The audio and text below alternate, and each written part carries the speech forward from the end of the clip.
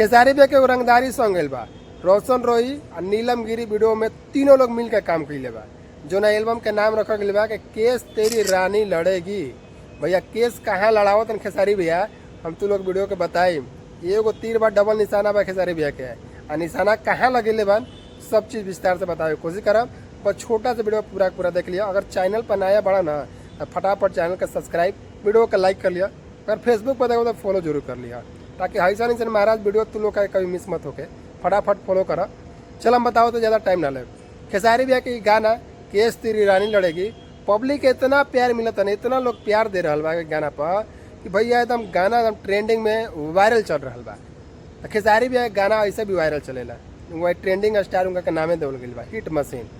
तो सृष्टि भारती जी के साथ में खेसारी भैया के आवाज़ में दोनों लोग मिल के गाना गईले बा। सृष्टि भारती, खेसारी लाल यादव डेब्यूट सॉन्ग बा। अब बहुत ही लाजवाब बेहतरीन वीडियो बा।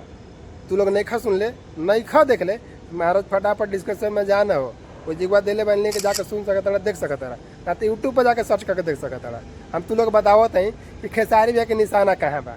तू लोग कहनी ना निशाना बताई खेसारी भैया कहाँ निशाना बा। तू लोग के पता बा कि अभी रानी कौन केस लड़त तारी, के लड़ता, तू लोग बेहतरीन मालूम बा।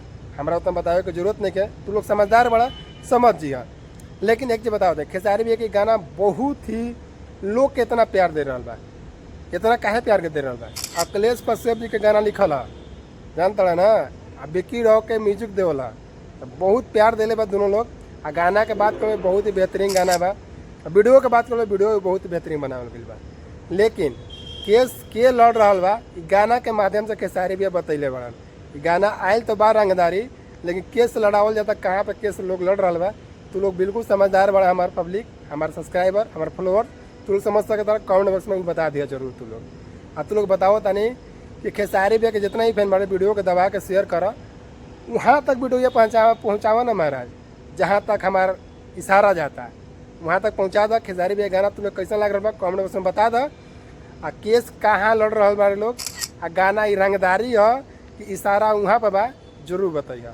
तो बस ये तो बताए खातिर आई यानी खेसारी भैया के रंगदारी सॉन्ग जो आयल बा बहुत ही बेहतरीन। रोशन रोही, नीलम गिरी बहुत ही अच्छा काम दिले बारे लोग के प्यार भी बहुत ज़्यादा मिल रहा बा। लेकिन म्यूजिक भी बहुत बेहतरीन बनावल गइल बा, बहुत ही बढ़िया बा, बहुत ही बढ़िया। लव यू विकू भैया। जैसे कि खेसारी भैया गाना कोई भी आला तो भैया उनका ऐसे ट्रेंड करला। तो तू लोग के का लग रहा कमेंट जरूर बता दिया। लेकिन हमारा तो बहुत ही बढ़िया लगल। तो बस यही इतना खातिर आई रहनी तुम लोग के सामने। भैया सब कुछ गाना देता वीडियो देता, तो हमू काहे ना बता दिए एक बारे में। खेसारी भैया के खास करके वीडियो आयल बा तो हम बिल्कुल ही बताई। तो चलो मिला थे किसी ने इस वीडियो के साथ में, तब तक खातिर जय हिंद।